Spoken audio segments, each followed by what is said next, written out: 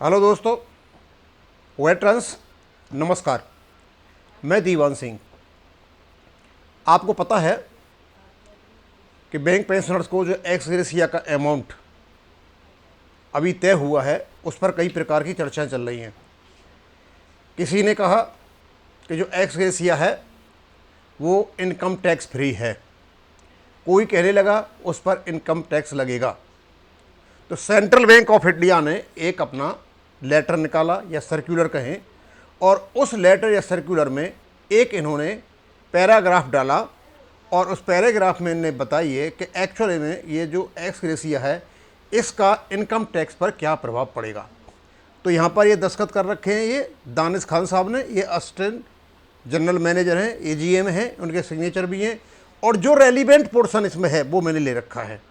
अब ये जो है एक्स सर्विसमैन में तो उनके लिए है जो बैंक में नौकरी किए हुए हैं और पेंशनर हैं, एक्स ग्रेशिया मिला है, और ये बैंक पेंशनर्स के लिए है, ये उनके लिए महत्वपूर्ण है क्योंकि एक्स ग्रेशिया जो बैंक में सर्विस नहीं किए हैं उन पर ये लागू नहीं होता है। अब इसको मैं पढ़ के बता देता हूँ और क्या उन्होंने कहा है। Tax consultant opinion by 27 March 2024 on applicability of the TDS on x gratia, यानी उन्होंने कंसल्टेंट से ओपिनियन लिया और ये TDS इस पर कटेगा कि नहीं कटेगा, और 27/3/2024 को लिया। अब ये बिल्कुल साफ सुथरा हो जाएगा इसको पढ़ने के बाद।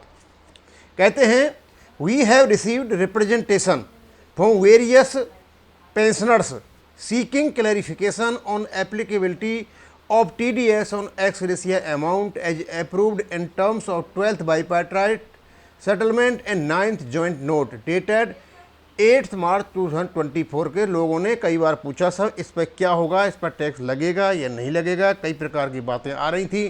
तो उन्होंने अपना जो एक्सपर्ट है, स्पेशलाइज्ड बॉडी है, उनसे पूछा और उस बॉडी के माध्यम से उन्होंने जवाब दिया है।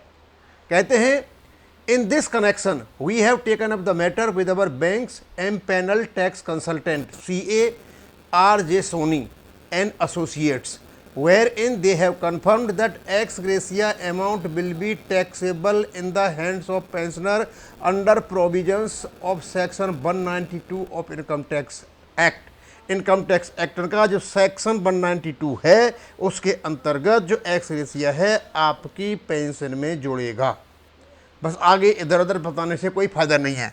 However provisions of section 192 don't apply if the payments are made to the family pensioner.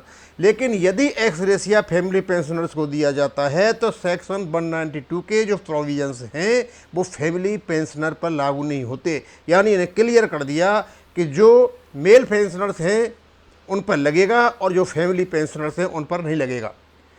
Accordingly, ex gratia will be included in the pension amount to arrive at TDS liability of the staff pensioners। इसलिए जो Central Bank of India के pensioners पर लागू होगा वही दूसरों पर लागू होगा।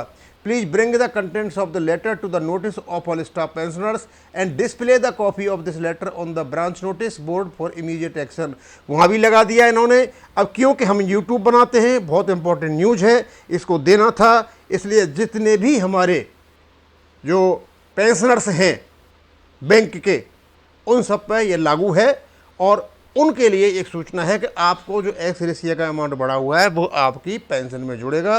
और फिर एक्स ग्रेशिया के बारे में, वृद्धि के बारे में अप्रैल में बात होगी, क्योंकि हर साल अप्रैल में इसमें बात होती रहेंगी, इसमें वृद्धि होगी। कितनी होती है वो अलग बात है, उसके बाद में देखा जाएगा। लेकिन आपका एक्स ग्रेशिया टैक्सेबल है। अब मैं इसको यहीं ख़त्म करूँगा। थैंक यू, धन्यवाद।